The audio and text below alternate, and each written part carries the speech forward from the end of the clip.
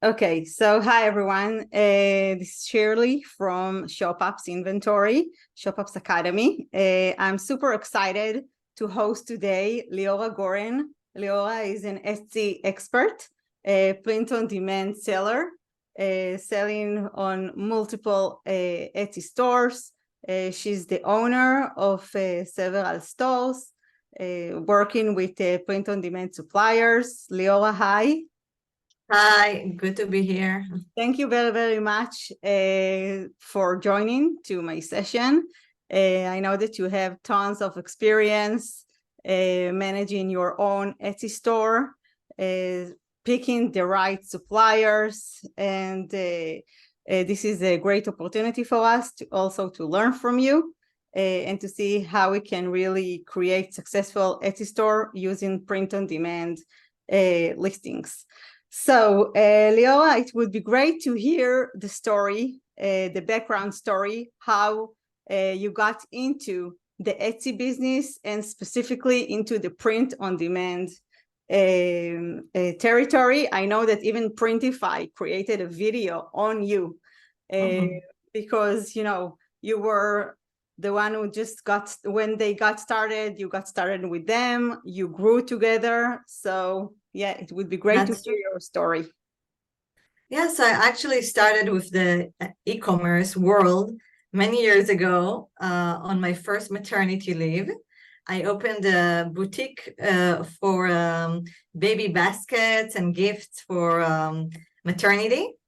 And I had a store, I had inventory, I had a website, and it was really hard for me dealing with all the logistics and the inventory. I had to order ahead of time, and 3 years of the business were enough for me, and I sold it.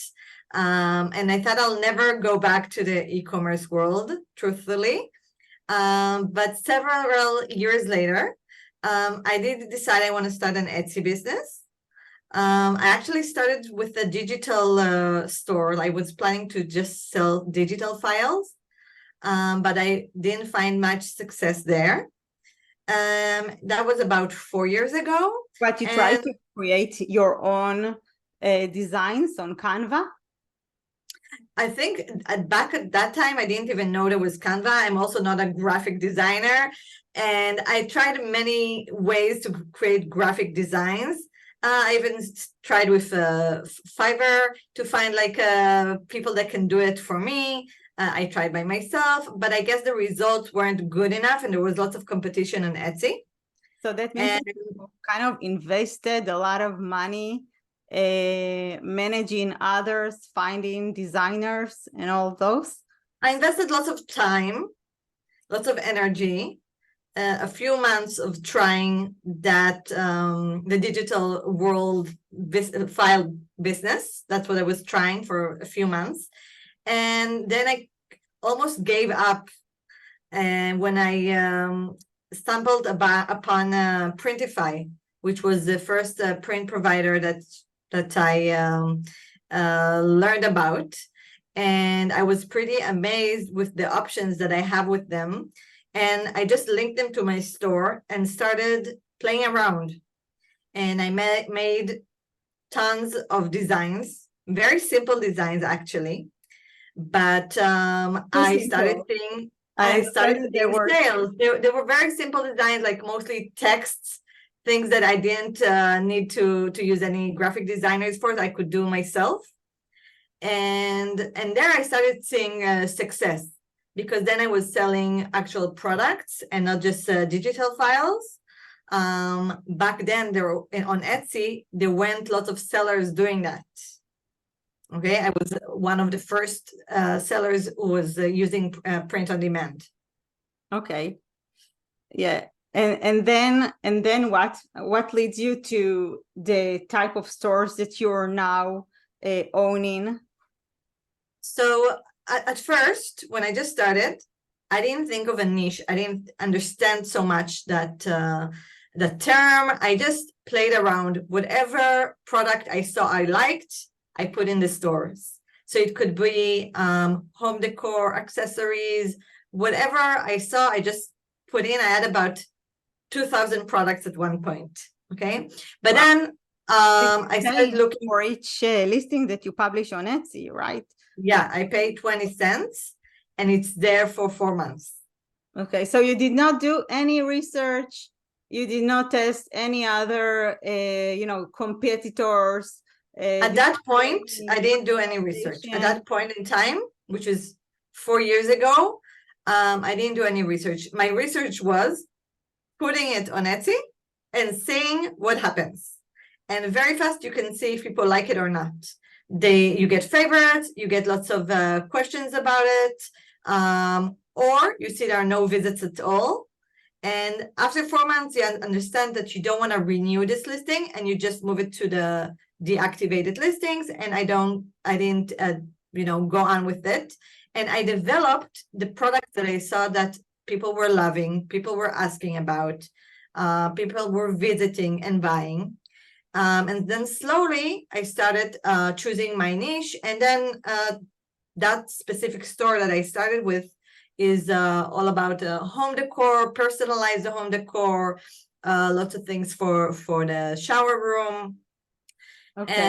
And then and then I don't just put anything in the store like I used to put in the past. Now, of course, I think about the niche, I think about the customers and what they actually want. Okay. So let's say that right now I'm a new seller. I want to open my first brand new Etsy store. What should I do in order to select the right niche? So I will not spend so much, energy. Like what you said, you uploaded 2,000 listings and it took a lot of time to do the A/B testing, to do the market validation. So are there any tools that we can use in order to reduce all this time of, just spending a lot of money and time? Of course, there are lots of tools, that monitor Etsy, and they give us lots of insight about what's going on there, what's selling, and and where there's a lot of competition. One of the tools I use is Insight Factory. A different one I used to use in the past was eRank. There's Marmalade that I haven't used so much, but it's another tool you can use. There are several tools that will monitor Etsy all the time and will let you know what are the niches that on one hand get lots of sales, there's lots of demand. On the other hand, they also tell you how many competitors there are on that niche. And if it's a niche that you can find that it's very competitive, of course, I would think twice if to start with that niche. Is there any really niche that is not competitive today? I mean, when I come into Etsy and to print on demand suppliers, I see tons of, shirts, jerseys. But the shirts is not the niche, okay? It's what you put in the shirt, okay? So let's say, for instance, if I say my niche is like yoga, and that's also not really a niche, it's very broad. You have to be more specific, maybe yoga gifts for yoga lovers or something like that, whatever. That can be maybe a niche. You can use yoga images and yoga text on t-shirts and hoodies, on mugs, on yoga mats, on pillows, on whatever. Like, the niche is not the product. The niche is what you put on the product. Okay, so I have to find the niche, like the people, the person I'm selling to, and it's like a hobby, right? It can be a hobby or an interest, or something like that. That's the niche. Or and how do I know that there are enough yoga lovers that will be interested in this niche? So you can go to those tools I told you about, for instance, Insight Factory, and you write that term, okay, that specific term you're interested in, and then you can see results, and it tells you the level of competition, if the competition and the demand. Like, it tells you both, like, it tells you both the story from all the perspectives. But mostly it will tell you how many sales there were let's say in the last 7 days in that specific niche. And you can see also the stores, the specific stores where those sales happen. So once you start seeing something interesting, you go into those stores. In those stores, you can see easily how many sales they have. You can look at their reviews and see what's selling good, right? You can really see everything. And then you're starting to get like insight on interesting niches. Of course, it's a successful store and you're going to do exactly the same, it's going to be hard for you to find success. Okay. So you can get inspiration, but it will not be a good idea to just copy paste or do just the same of a store that is already has their clients and has lots of reviews. So it's going to be hard for you to compete with them. You have to look at what they're doing and try to think, how will I do it a bit better, a bit different, or just move a bit. Like if they're in the yoga business, so maybe you can add, I don't know, meditation and mindfulness. I don't know, like just move a bit and not do this exactly the same. Got it. Like having your own design, do your own thing, like that the listing will not look exactly the same. Go to Canva or reach out to other designers to make your own unique image and maybe text, right? Things like that. First of all, of course, you have to make your own unique design, yeah. But also you have to not select the exact niche they're selecting, or try to see how you will be better. Stand out. How I will stand out. Exactly. Okay. Got it. So now I have a question. Now that I selected my yoga niche, for example, when I go to Printify, I see tons of listings, right? If it's clothes, like you said, home decor, mugs, all of those. How should I pick the relevant listing in this niche? Because I'm sure that not all sells the same. Like, how can I know that it's better to invest in mugs or in jerseys or in other type of listings inside this niche? How do I know the margin that I have from each type of listing?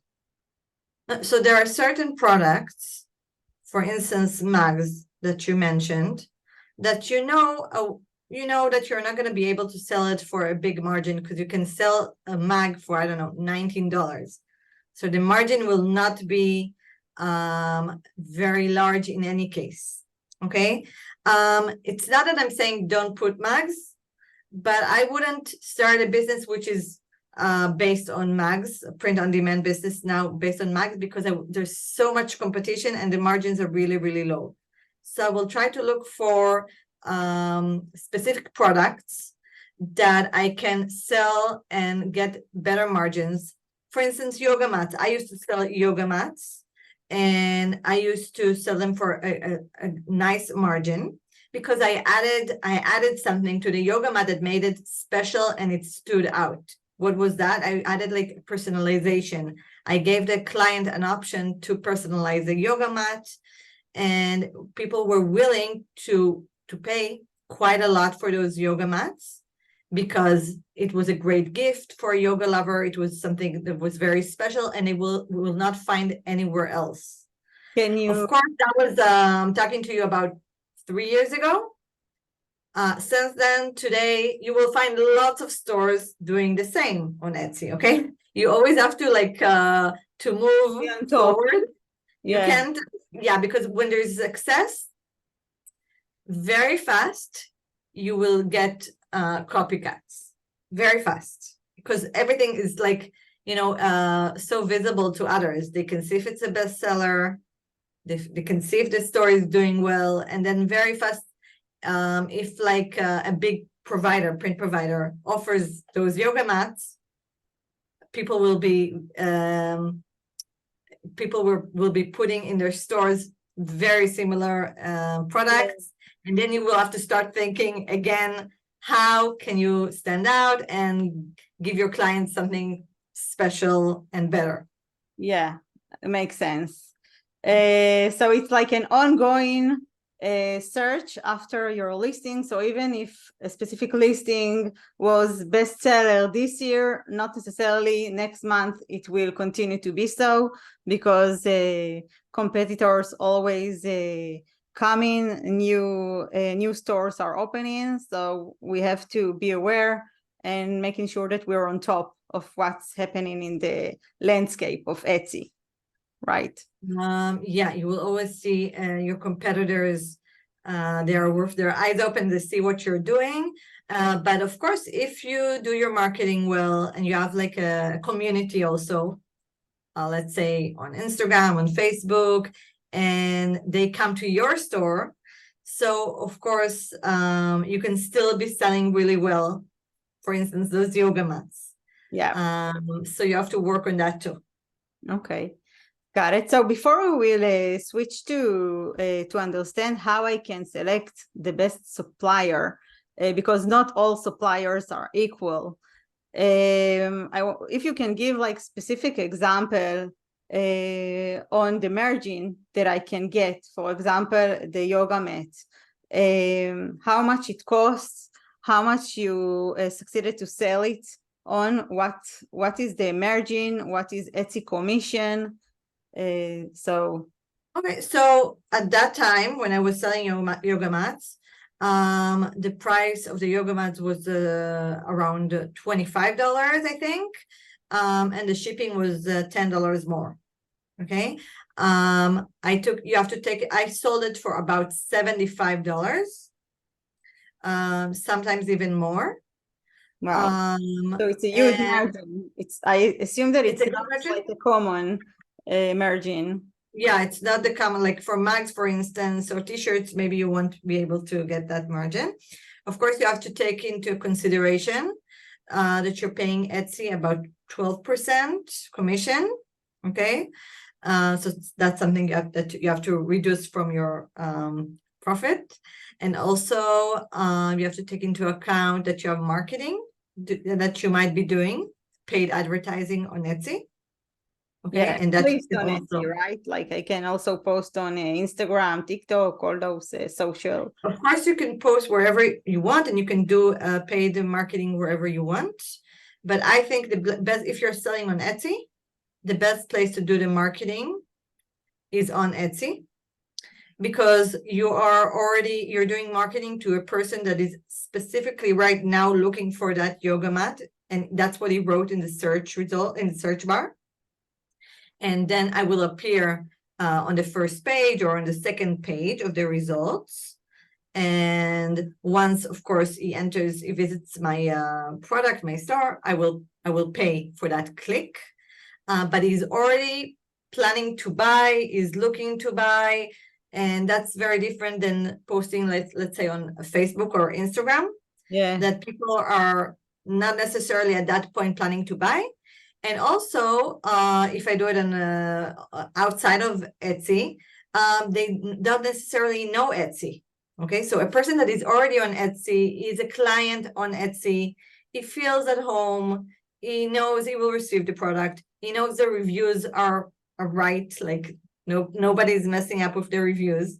yeah. So it will be much easier to make a sale. It's like a momentum. This is now the time. This is the right time.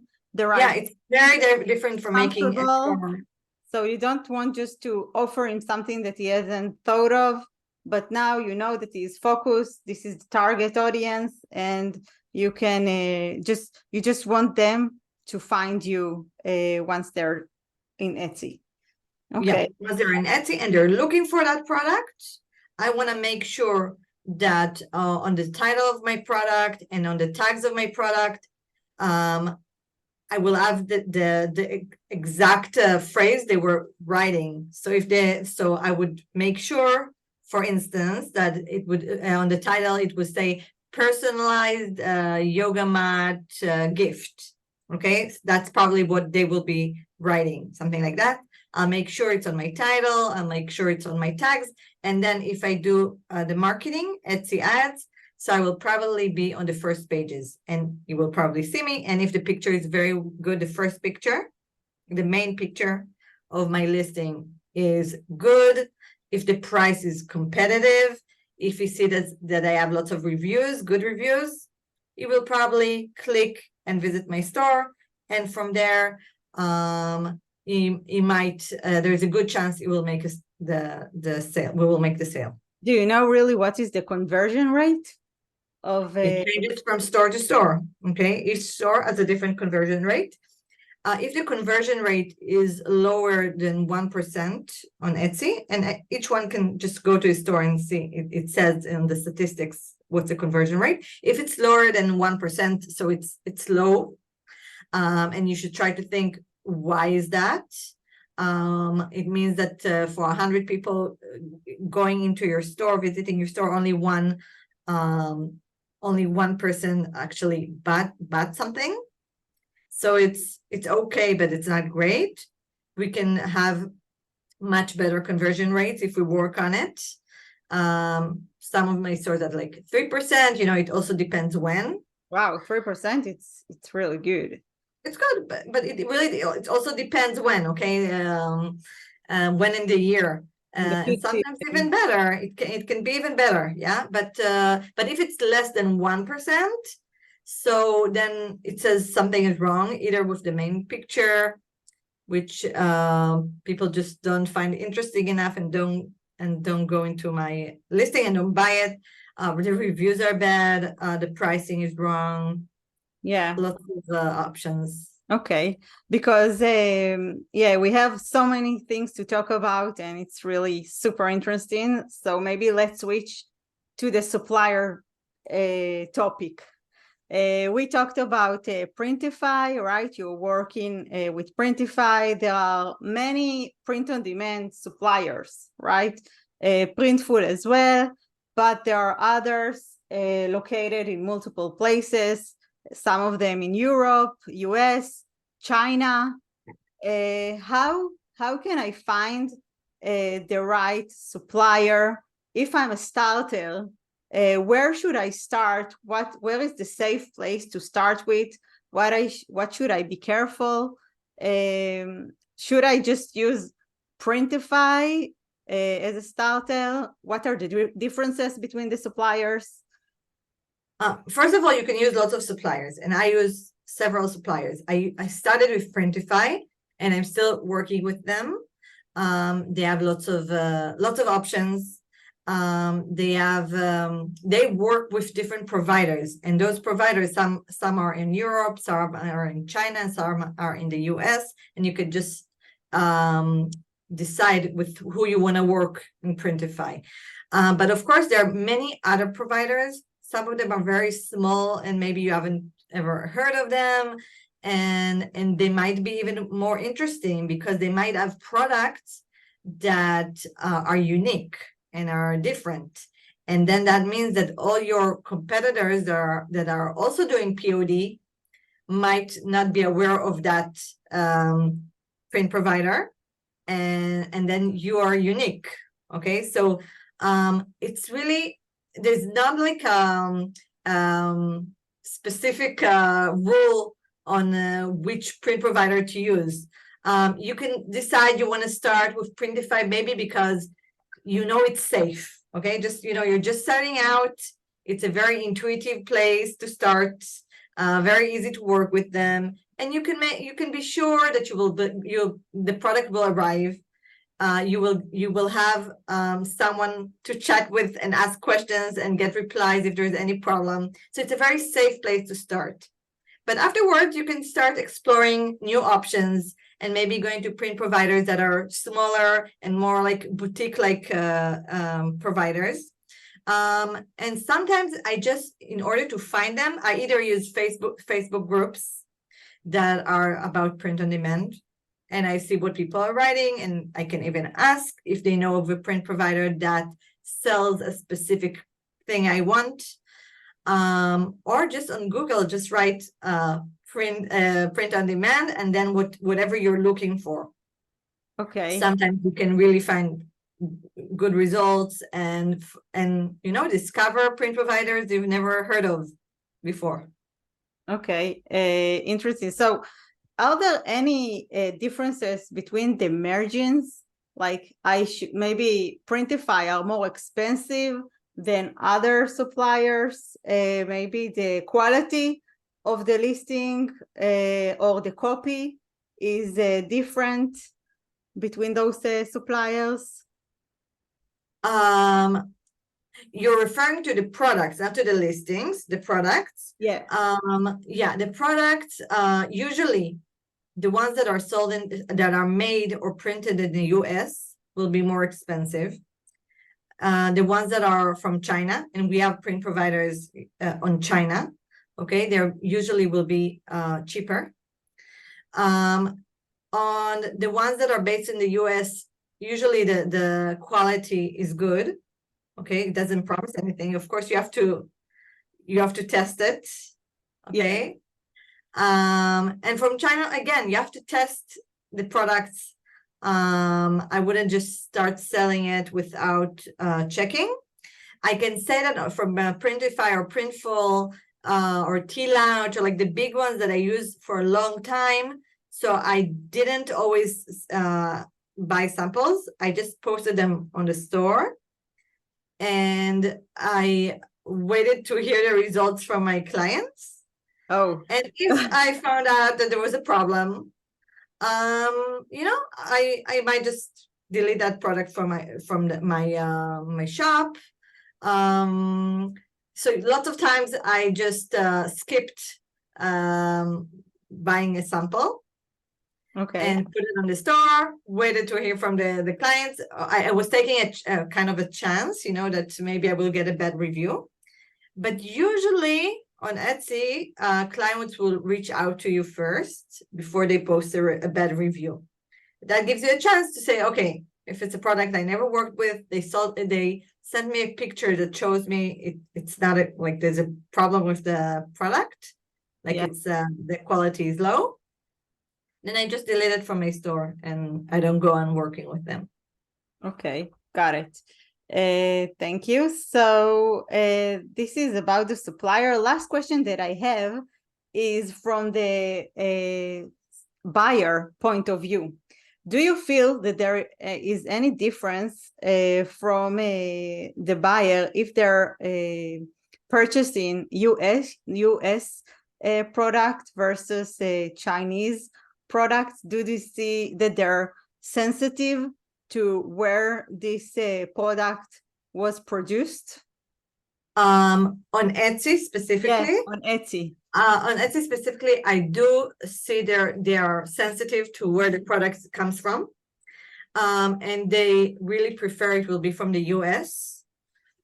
I've had clients, for instance, that received a clock, okay, that was assembled in the US and printed in the US, but it was made on China, for instance.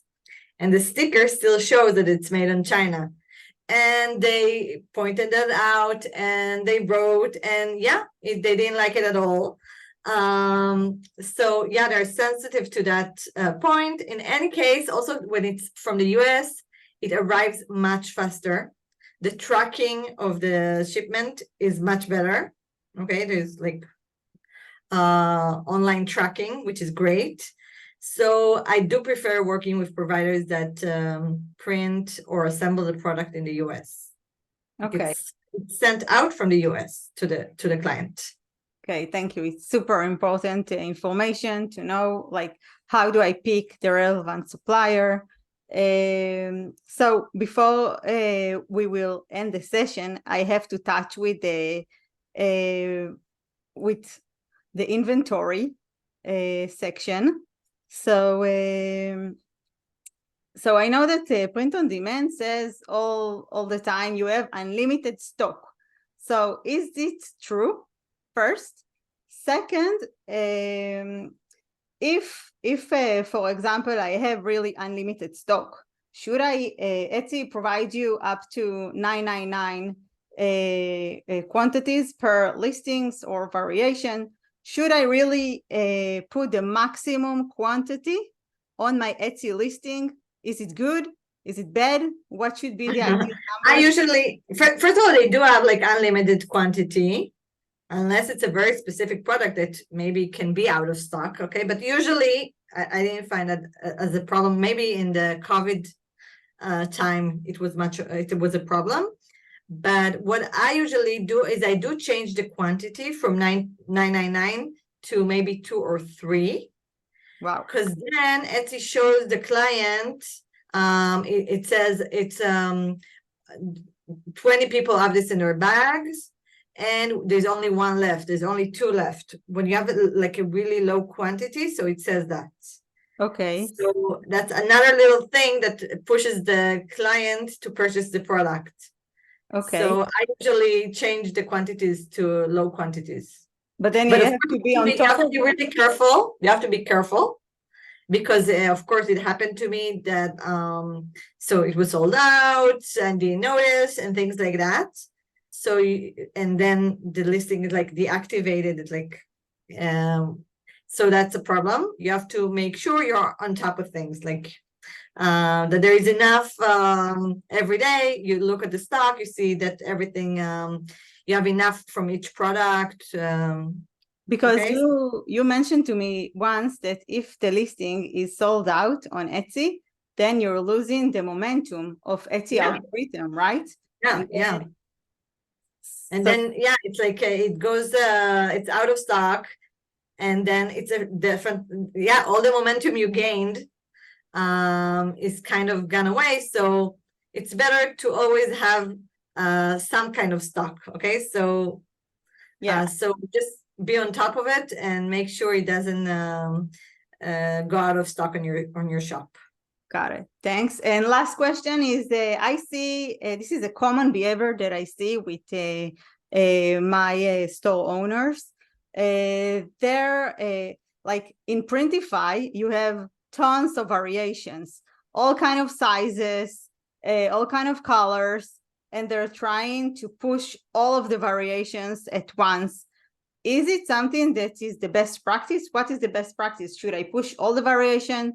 Should I select just specific? Do I need to do maybe a market validation, or just select 3 or 4? What is your suggestion? Yeah, I try. What I noticed is it's better not to give the client all the options in the world, because it might be overwhelming. So I try just to go for the best sellers. I don't know if there's a t-shirt and they're like 20 different colors. I don't think we should have all the colors in the world. Like, and there's certain colors that I just know don't work well. And so it's better to just give them, the black, white, gray, like the things that are best sellers and always work out well. I prefer just giving them less options. I think less options for the client is always good. Yeah. In terms of size, you have to decide. Like if you're going for extra large, everything is like extra large in your shop. So just so maybe you can decide that you're gonna give them only specific variations that are right for that niche of people you're pursuing. But anyway, I would say I wouldn't give them all the options in the world. Yeah. Okay. Perfect. Liora, this session has been super, super informative for me.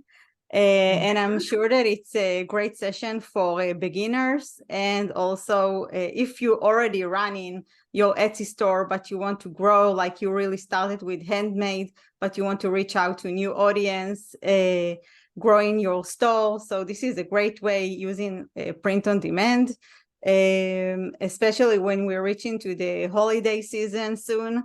So this is a great time to start with those preparation. So the information that you shared is super valuable. So I want to thank you for it. Of course, I know that you're not just a Etsy store owner, but today you're also an expert and consultant. So if anyone wants to reach out, I will put your description inside our video, so anyone can click down and go into your website and they can obviously talk to you, reach out for questions, get consultant. So thank you. Sure, I'll be happy. Thank you for having me. Yeah, thank you very, very much. Okay. And we'll talk to you maybe later on if you will honor us. I'll be happy to. Okay. So bye-bye. Thank you. Bye.